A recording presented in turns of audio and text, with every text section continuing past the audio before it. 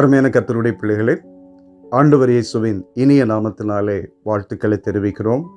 இந்த நாளிலும் கர்த்தர் உங்களை அற்புதமாய் நடத்துவாராக. சில சூழ்நிலைகளில் கர்த்தருடைய பிள்ளைகளை தேவன் நடத்துகிற விதம் ஆச்சரியமாக இருக்கும். சிலருக்கு அவர்கள் வாழ்க்கையில் ஒரு உயர்ந்த ஸ்தானத்திலே கொண்டு வந்து தேவன் நிறுத்துகிற வேளையிலே, இதற்காகத்தானா கர்த்தர் என்னை இப்படிப்பட்ட கஷ்டங்களிலும் பாடுகளிலும் உபத்திரவங்களிலும் என்னை நடத்தி வந்தார், ஆண்டவரே இந்த இடத்திற்கு வந்ததுக்காக நான் ஸ்தோத்திரம் பண்ணுகிறேன் என்று சொல்ல தோன்றும். இப்படிதான் யோசேப்பு ஆதியாகமம் 45 அதிகாரம் 8வது வசனத்திலே சொல்கிறார், ஆதலால் நீங்கள் அல்ல, தேவனே என்னை இவ்விடத்திற்கு அனுப்பி என்னை பார்வோனுக்கு தகப்பனாகவும் அவர் குடும்பம் அனைத்திற்கும் கர்த்தனாகவும் எகிப்து தேசம் முழுவதுக்கும் அதிபதியாகவும் வைத்தார். தன் சகோதரர்களுக்கு தன்னை வெளிப்படுத்துகிற வேளையிலே யோசேப்பு இந்த வார்த்தைகளை சொல்கிறார். ஆனால் யோசேப்பின் வாழ்க்கையில் நடந்தது பாருங்கள். தகப்பனாலே யோசேப்பு சகோதரர்கள் எப்படி இருக்கிறார்கள் என்று பார்ப்பதற்காக அனுப்பப்பட்டார். ஆனால் அதே சகோதரர்கள் அவனை குழியில் போட்டு பின்பு மீதியானிடத்திலே இஸ்மவேலரிடத்திலே விற்று போடுகிறார்கள். யோசேப்பு போத்திபாரின் வீட்டில் அடிமையாயிருக்கிறான். செய்யாத தவறுக்காக சிறைச்சாலை செல்கிறான். நாட்கள் உருண்டோடி கொண்டே இருக்கிறது. இதை குறித்து 105 சங்கீதம் 17வது வசனத்திலிருந்து வாசிக்கும்போது, அவர்களுக்கு முன்பாக ஒரு புருஷனை அனுப்பினார். யோசேப்பு சிறையாக விற்கப்பட்டான். அவன் கால்களை விலங்கு போட்டு ஒடுக்கினார்கள். அவன் பிராணன் இரும்பில் அடைக்கப்பட்டிருந்தது. கர்த்தர் சொன்ன வார்த்தை நிறைவேறும் அளவும் அவருடைய வசனம் அவனை புடமிட்டது என்று வாசிக்கிறோம். பின்பு ராஜா அவனை கட்டவிழ்க்கு சொன்னான். ஜனத்தின் அதிபதி அவனை உயர்த்தினான் என்று வேதத்திலே நாம் வாசிக்கிறோம். தேவனுடைய பிள்ளைகளே, சில நேரத்தில் கர்த்தர் நம்மை நடத்துகிறது வேறு ஒரு கோணங்களில் இருக்கலாம், வேறொரு பாதைகளில் இருக்கலாம். ஆனால் தேவன் தம்முடைய தீர்மானத்தின்படி அழைக்கப்பட்டவர்களாய் அவரிடத்தில் அன்பு கூறுகிறவர்களுக்கு சகலமும் நன்மைக்கு ஏதுவாக நடத்தி சரியான திசையிலே கொண்டு போய் ஒரு உன்னத ஸ்தானத்திலே ஆண்டவர் கொண்டு வந்து நிறுத்துவார்.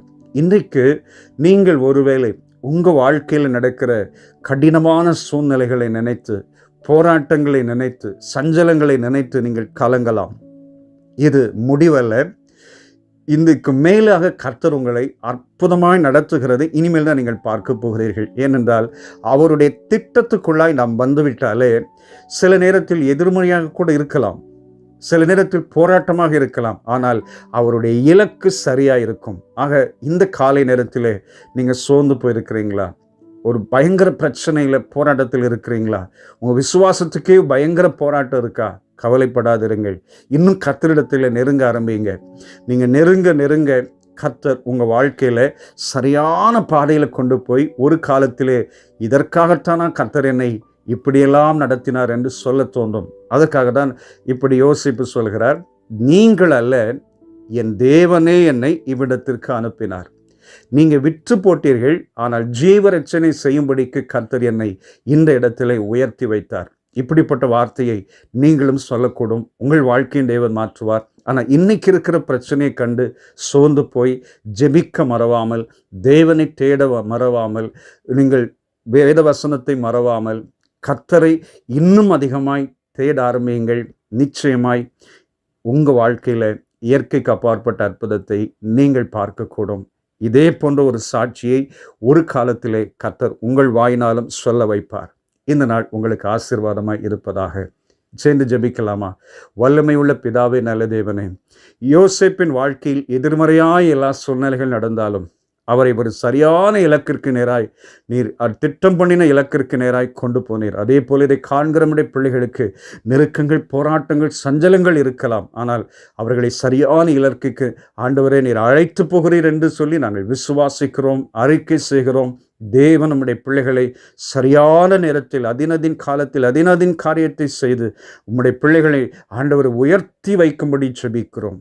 இயேசு இரட்சக நாமத்தில் வேண்டுகிறோம் பிதாவே. Amen. Amen. God bless you. Amen.